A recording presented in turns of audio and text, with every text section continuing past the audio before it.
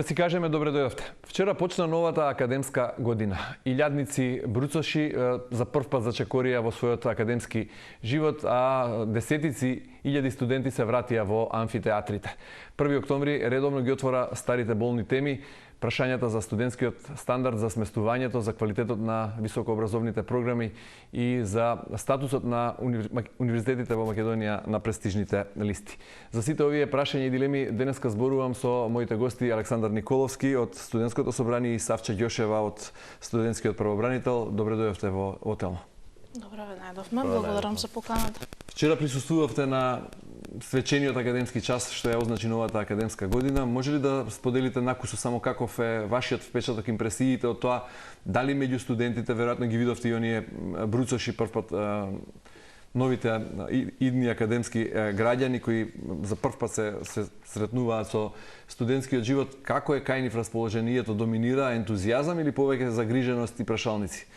Што ќе се случува, што ќе биде со нив? Па, мојот првичен впечаток е ентузијазмот дека доминира и тоа е добро, затоа што конкретно на економскиот факултет се запишани околу 700 студенти, просекот до минатата година беше 500 во последните години, што е дури добра бројка и сега доколку гледаме така локално по факултети, бројките покажуваат и одреден раст, на ниво на УКИМ за околу 300 студенти е зголемен бројот оваа година во однос на минатата. Имавме ориентациони денови пред првиот академски час, 29:30, на вистина доста добра енергија се чувствуваше помеѓу новите бруцоши и на вистина сум среќен што се уште има некој ентузијазам меѓу нив. Савче, дали вие го делите впечатокот на Александар? Почувствувавте позитивна енергија или има и прашалници? Нели и навистина локално се работи за секој факултет посебно колку студенти се запишале, колкав е бројот, дали се зголемил или се намалил, сепак нели се работи во однос на самите факултети, посебно треба да ги гледаме.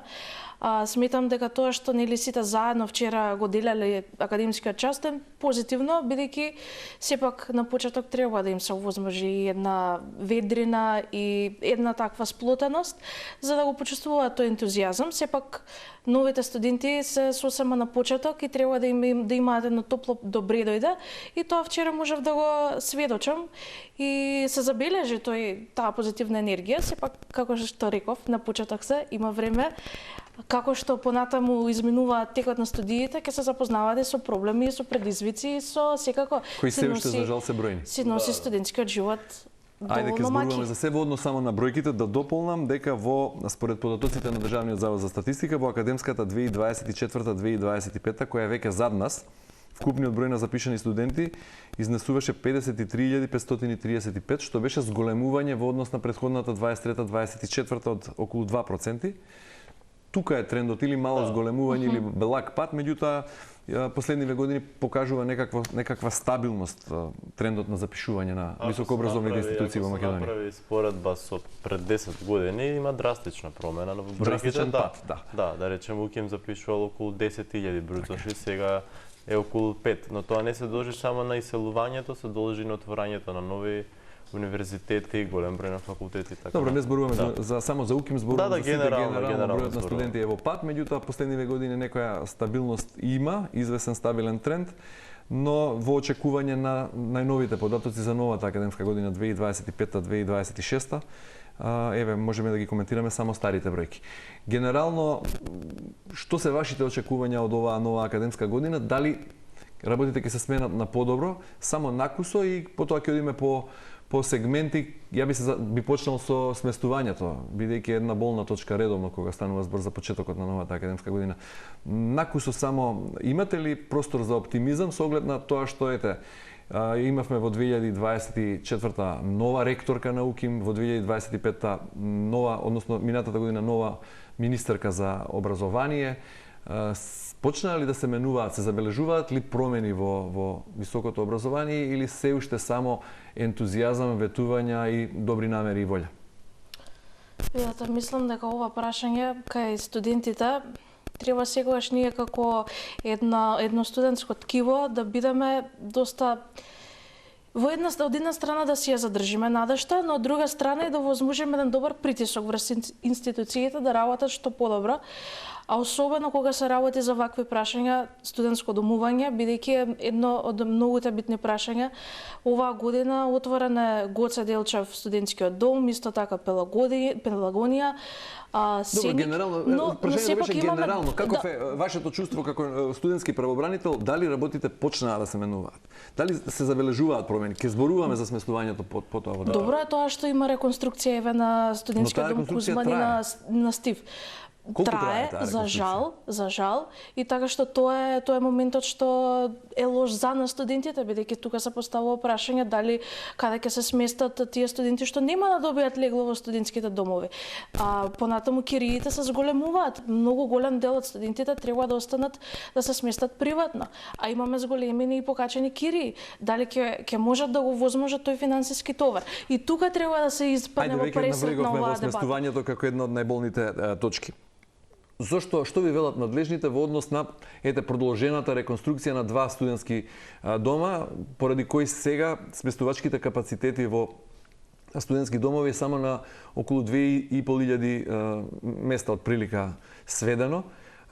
Потребата е неколкукратно поголема.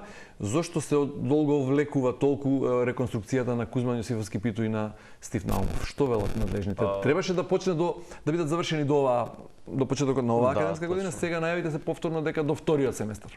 Значи првиот семестар нема шанси, сега до вториот семестар ќе се брка тој рок.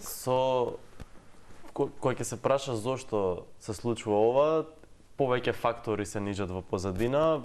За првото прашање само накратко, доколку универзитетите и институциите, поточно Министерството за образование и наука во тековниот период после изборите дадат фокус на долгорочни цели исполнување, тогаш може да се види некој оптимизам долгорочно. Доколку работат само на краткорочни цели и популистички мерки, тогаш ништо нема да направиме ако се повторува како што било во минатото. Во однос на сместувањето, тука само едно мало подпрашање. Каков е вашиот впечаток? Дали се работи за вистинска волја што ќе донесе реални промени или сепак се уште не сте насигурно дали ќе остане само надеж? Во однос на законите, кои што ги бевме ние дел од работните групи, се гледа дека постои волја, посебно кај универзитетите да променат нешто и кај Министерството за образование и наука, во однос на реализација на одредени мерки, за тоа што ние сме го побарале, не можеме да кажеме дека сме наишле на голем отпор. За многу барања до Министерството за образование и наука, кои што биле пратени од наша страна, се прифатени во изминатата година, но, например, нешто што ние го критикувавме беше мерката ваучери за електронски уреди, кој што сметавме дека тие средства може да бидат пренаменети за реконструкција на уште еден студентски дом или други проекти. Така да има и плусеви и минуси. Во однос на сместувањето, би кажал дека студентските домови кои што се реконструираат во моментов се доцни поради одредени X фактори и поради претходната влада, но исто така не треба забораваме дека тука се уште 7 студентски дома кои што чека да се реконструираат и за нив се доцни со почетокот на реконструкцијата. Така да мора да се стегнат малку, како да кажам. Што ви велат кога ќе прашате зошто се доцни? Зошто не Па еве конкретно за Кузман, петиот и шестиот спрат заглави затоа што се измечки морало уште еден дополнителен проект да се направи од ИЗИС, за да може поради најновите стандарди да биде стабилен да сместа таму луѓе. Стив Наумов имаше проблем со градоначалникот на општината и Министерство за тоа што не можеше да се издаде дозвола за почеток на градба поради тоа што беа две различни партии. Ете тоа беше реалноста. Значи повторно партиите, односно политиката. Да, има политика, за жал. Наместо да ги олеснува, ги отежнува. Исто така има политика во моментот на носењето на закони. Носењето на закон за високо образование требаше да се донесе пред локалните избори. Зошто е одложен? Требаше уште во текот на 2025-та, која е уште неколку месеци остана. После локални избори. Зошто е одложувањето? Тоа не е прашање кое треба да се адресира до нас. Бидејќи бевте вклучени во изработката, на некој начин прашани, што ви велат сега како одговорот е дека фактор? Веројатно се уште треба некои членови да се испеглаат, но тоа доцнење сепак е највеќе поради изборите, фокусот се удира сега таму, веројатно политика е и таму политика. Не знам што повеќе да кажам. Да, но не можам да кажам дека позитивни сигнали има, например, тоа што Македонија станат членка на Web of Science и Scopus, сите универзитети добија сега пристап и тоа е навистина за пофалба, за да може полесно универзитетите да се рангираат на листите. Така, еве, 2 студентски дома се во реконструкција која трае, 7 чекаат почеток на реконструкција, така рековте? Да, треба вкупно 9. Савче ги спомна и кириите кои пораснаа во меѓувреме, значи голем број на студенти кои не се од Скопје, кои доаѓаат во Скопје на студии, мораат да си најдат алтернатива за сместување. Кириите се од 250 евра нагоре до 350 до 400 евра. Нешто што за студентскиот стандард е премногу. Какви се условите за сместување во оние останати домови кои функционираат, кои се отворени, кои примаат студенти и каков е начинот за доаѓање до место во нив? Фидата, мислам дека за да ги видите условите, сите имаме и слики од нив, но сметам дека и вие како телевизија треба да спроведете истражување на лице место да видите какви се сето тоа. Студентските домови се сепак отворени и може да влезете. Што например, студентите кои домуваат? Студентите, може нив да ги прашате, но сепак еве како некој што домувал и бил во студентски дом сместен. Гоца Делчев, например, има многу попристојни услови за разлика од Пелагонија или претходно кога беше отворен Стив, па дури и Кузман, иако јас не го фатив Кузман, беше многу кратко отворен, уште во 2019 и после нели се затвори. Еве, како еден дом што има попристојни услови, да речам, е Гоца Делчев. И тоа е најдобриот, според мене.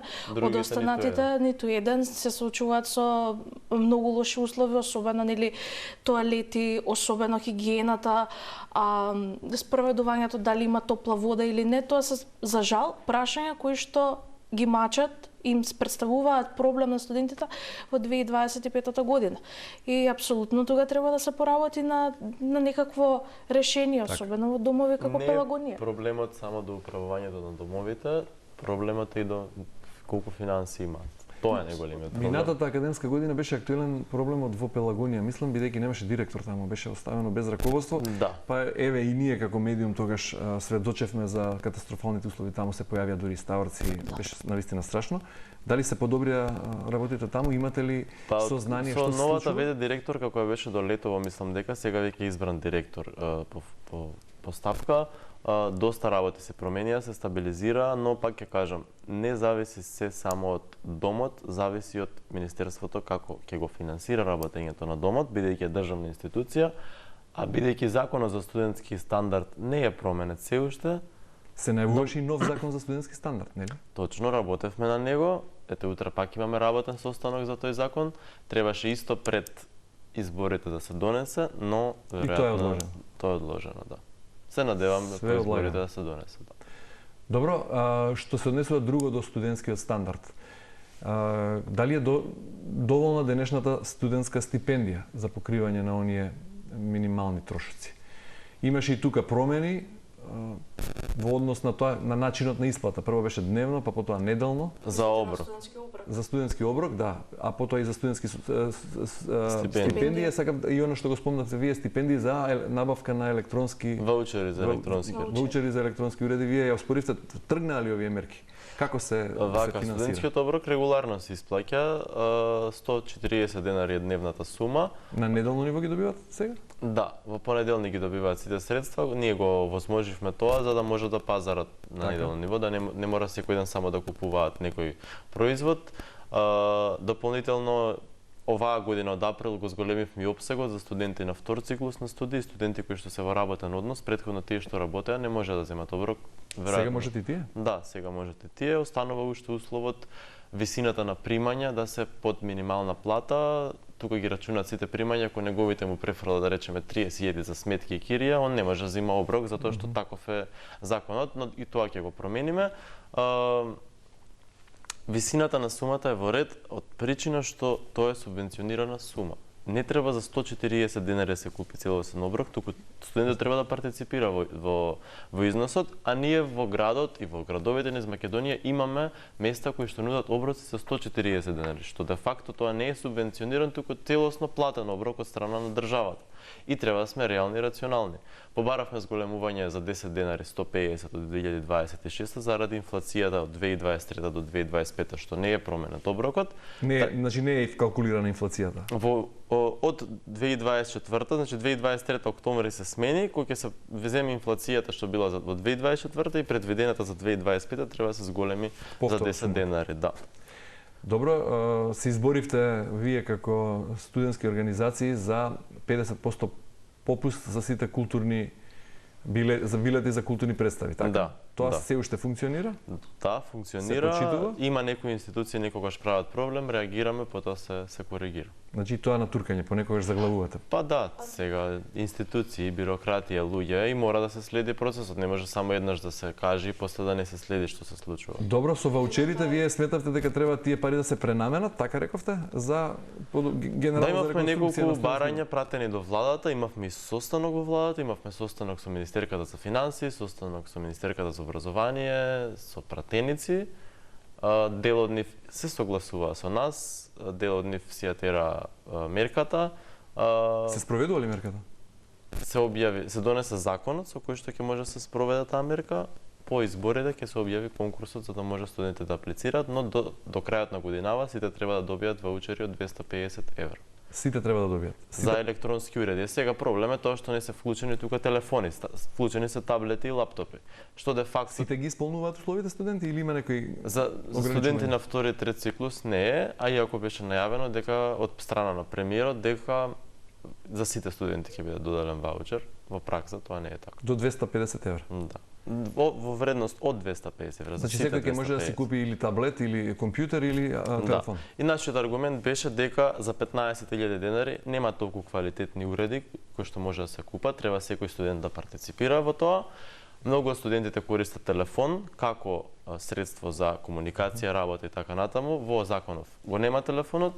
Нашата идеја беше сега вака колоквијално, дечки, во студентските домови немаме интернет, ние ќе купуваме ваучери, ќе купуваме лаптопи и таблети. Идејата ни беше дајте да го реконструираме домот Пелагонија, дајте да се вложат средства за побрза изградба на Финки. Во кои студентски домови нема интернет? Во сите има Wi-Fi, но не е стабилна конекцијата. Нема 5G мрежа, не е толку брза и појаде луѓе живеат таму и треба тоа интернет кој што ќе биде квалитетен.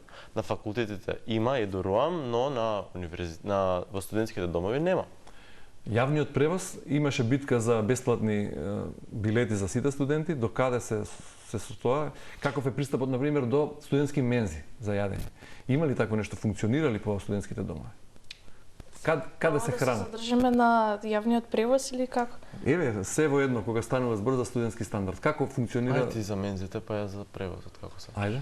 Значи, студентски мензи има во самите студентски домови, кои што возможуваат оброци, ручак и вечера, најчесто.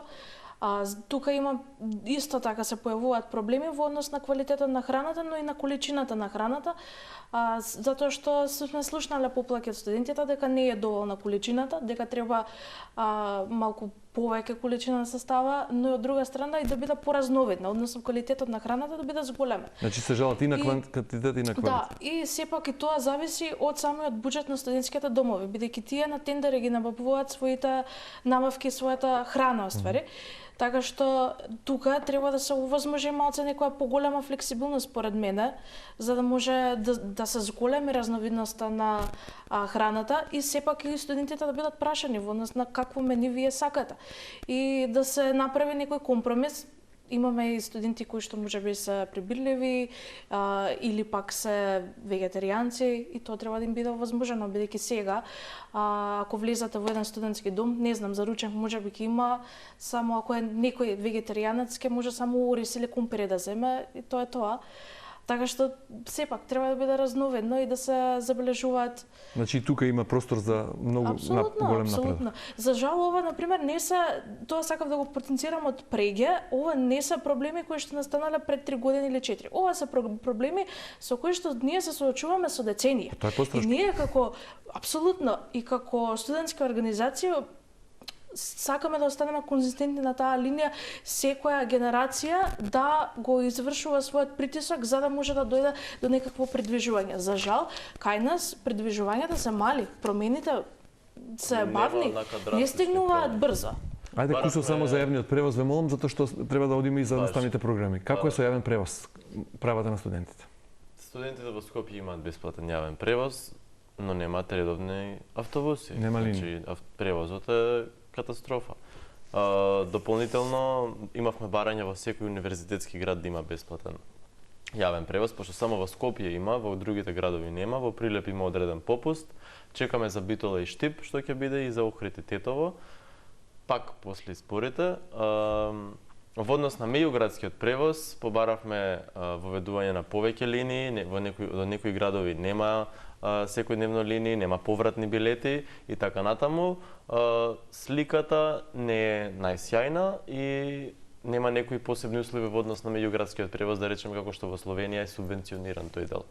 Добро, кога зборуваме за инфраструктура, уште малку не е проблемот само во студентските домови што не се реновирани во условите таму, туку и во амфитеатрите, представувам предавалните, училниците, исто така опремата таму не е заменета со години. Клупите, столчињата се набавували, се инвестирали во тоа, се обновували тој фонд таму. Се инвестирали во лаборатории, на пример. Факултет, но има доста поместување на факултетите, па и на општествените науки, на техничките. Генерално тоа што недостасува е урбанизирање на кампусите, но тоа не зависи само од универзитетот, зависи и од општините што не соработуваат како што треба. Нема доволно клупи, нема доволно канти за ѓубре, нема доволно како да кажам хортикултурно уредување, трева и така натаму.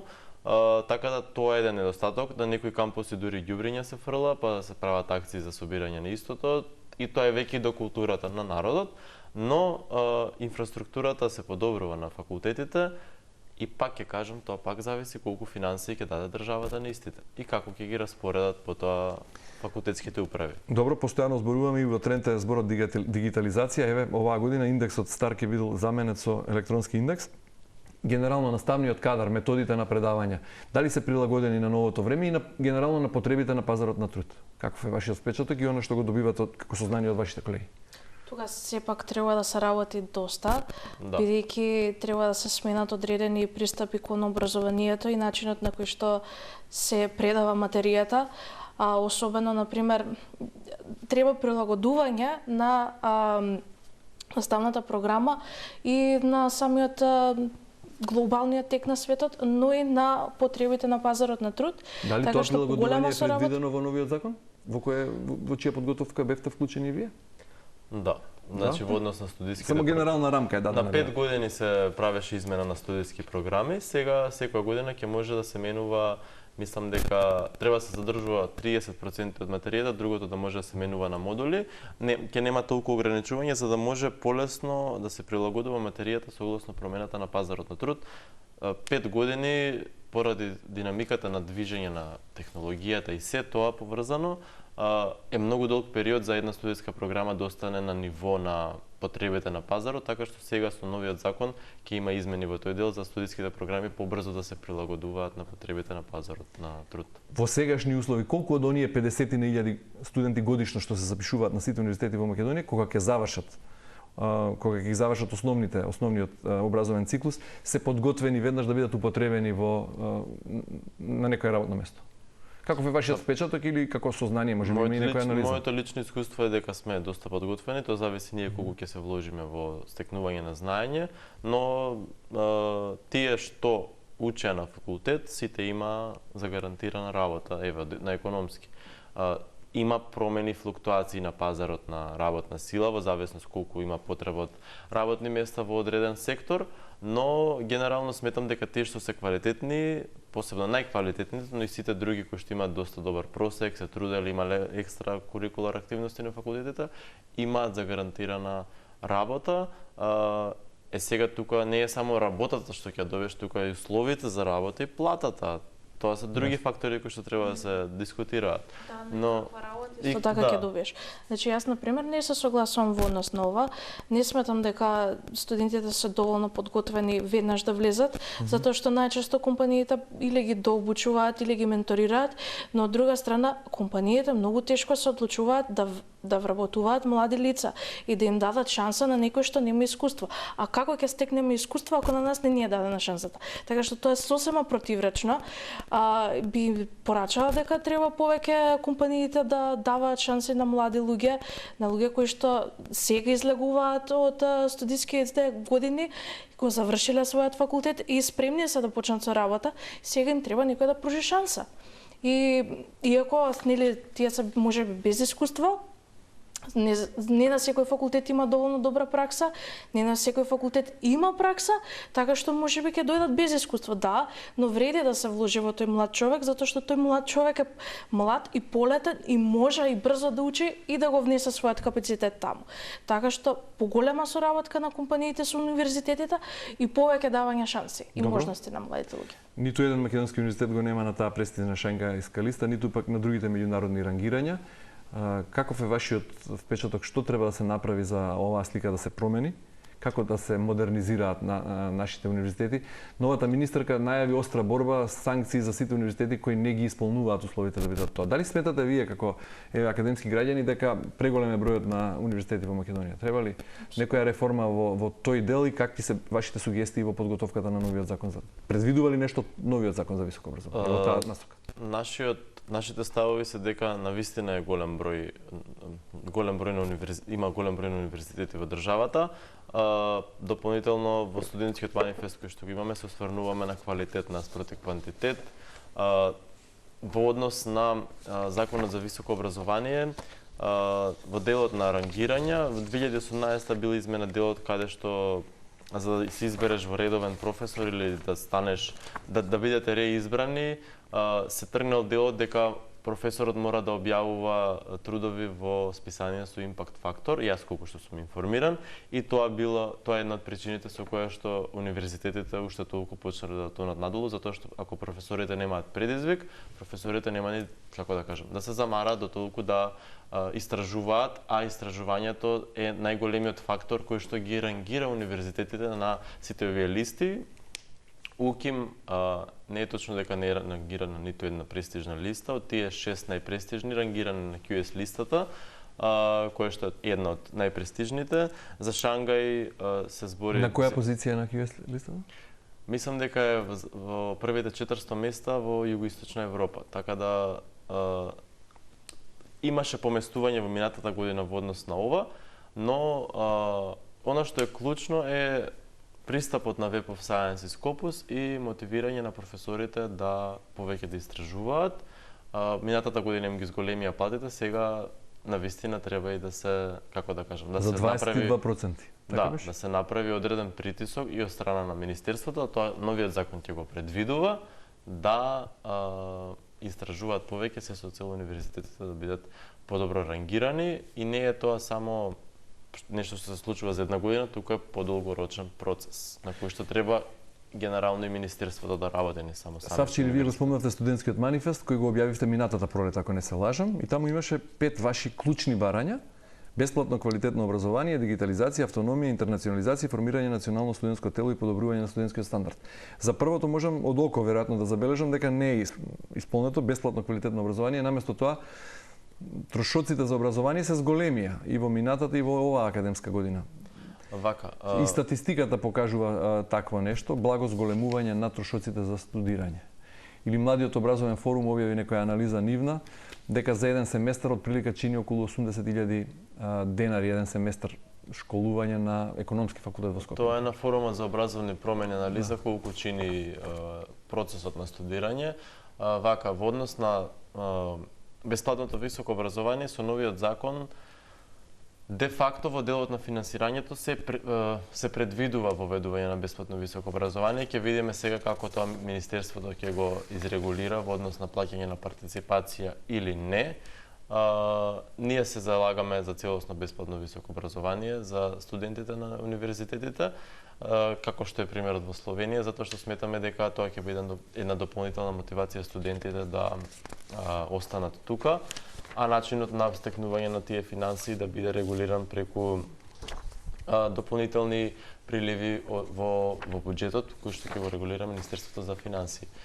Во однос на зголемувањето на трошоци за студирање, ние реагиравме на дополнителните трошоци што се зголемуваа на универзитетот, направивме одредено балансирање, но тоа беше и момент на унифицирање на одредени цени, така да некои цени се тргнаа скроз, студентите веќе не плаќаат одредени трошоци и дојде до одредено балансирање, но пак ќе кажам, во однос на бесплатното високо образование ќе има одредено поместување, во однос на другите цели, во секоја од нив имаме одредени цели кои што се исполнети, затоа што тоа се главни точки, под нив има неколку мерки кои што требаат.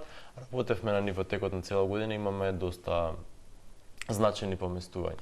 Добро, што очекувате во текот на оваа академска година да биде завршено како ваше барање, со оглед на тоа што се е одложено за после изборите, а после изборите може да дојдат и други избори, па повторно сме ние во некој таков циклус, се нешто чекаме. Затоа велам, кое ваше барање е императив да биде донесено во текот на оваа академска година? Па и ние сега ќе имаме избори, нашите мандати завршуваат, но се надевам дека новиот состав ќе успее да направи притисок да се донесат законите за високо образование, законот за студентски стандард, измена на законот за студентски оброк, па дури да притискаат за воведување на закон за субвенциониран студентски превоз, нешто што ќе го подобри уште повеќе стандардот во делот на патување од град до град во државава. Треба да се и како најклучно да се притиска домовите да бидат завршени, а при тоа да се направи и политика за младинско или студентско домување. Не е само домот, затоа што има вкупно 4000 легла во државата за 50.000 студенти, тоа е многу мал број. Не се градат студентски домови, не се прави одредена политика за јавно-приватни студентски домови или пак, не знам, субвенционирање на студентското живење и така натаму, затоа што во другите градови еден дом има 4000 легла, а не 10. Добро. И за крај, сметам дека, знаете, треба да ни е јасно дека младите треба да бидат во фокусот. Значи, ние не можеме да имаме политики за млади без младите да се вклучени, без да се прашани, особено нели кога се работи за проблеми со кои се соочуваат студентите, ова е клучно. А исто така, веќе треба да ни е многу јасно дека не можеме да речеме само да останат за да останат тука, туку навистина треба да се потрудиме за условите да бидат исполнети. Генералната слика се подобри. Така да, за приносење на секоја мерка, младите, односно студентите, средношколците, да бидат вклучени во процесот на носење на одредена мерка. Не може да се носат мерки доколку студентите сметат дека тие можеби не одговараат на нивните потреби. Добро, апсолутно, и еве за крај сепак нели го потенцирам и тој момент на самите студенти мора да бидат проактивни. Нашите мандати завршуваат, но останува секоја генерација да се заложува за истата борба. Со оглед на ентузијазмот што го почувствувавте вчера, што е вашата порака за бруцошите, за луѓето кои првпат зачекоруваат во светот на академскиот живот, со оглед на тоа што и времето брзо минува и таа фаза од надеж и енергија брзо спласнува, бидејќи работите бавно или никако не се менуваат. Која е вашата, само кусове молам, мораме да завршуваме, бидејќи вашите мандати завршуваат, меѓутоа доаѓаат нови генерации студенти кои треба се борат за своите права, бидејќи тие се иднината на оваа држава. Мојата порака до новите бруцоши е да прават активен притисок, доколку се соочуваат со одреден проблем, неформално, да им се качат на глава за да се промени одредено нешто, да прават притисок, да бидат иницијаторите на промените, не да се разочаруваат, затоа што доколку не се замараат, проблемот нема да биде решен, туку проблемот ќе се зголеми. Така да само голема проактивност, фокус на учењето, да, но и студентски активизам, затоа што без тоа нема да видиме никакви промени, само ќе бидеме разочарани. Апсолутно, и сметам дека и тоа е еден доблесен чекор да се залагате за своите права и да се залагате за нешто подобро, и особено кога сте студенти, бидејќи тогаш имате многу време пред вас, многу слободно време, што во остатокот од животот не го добивате. И ако не сватат нели дека тие 4 години се клучните кога мора да издействуваат нешто и да се заложат за оно што претходните генерации го правеле, само тие 4 години ги имаат. Навистина тоа е така. Така, за да има напредок мора да има силен студентски глас и јасна визија, нели? Апсолутно. Ви благодарам многу за искрените одговори и за исцрпните одговори. Ви посакувам успешна академска година. И повеќе убави вести од академската фела. Фала на поканата. Почитувани, тука е крајот на ова издание на Да си кажеме. Ви благодарам на вниманието со кое не следите. Останете на Телма и имајте убав ден.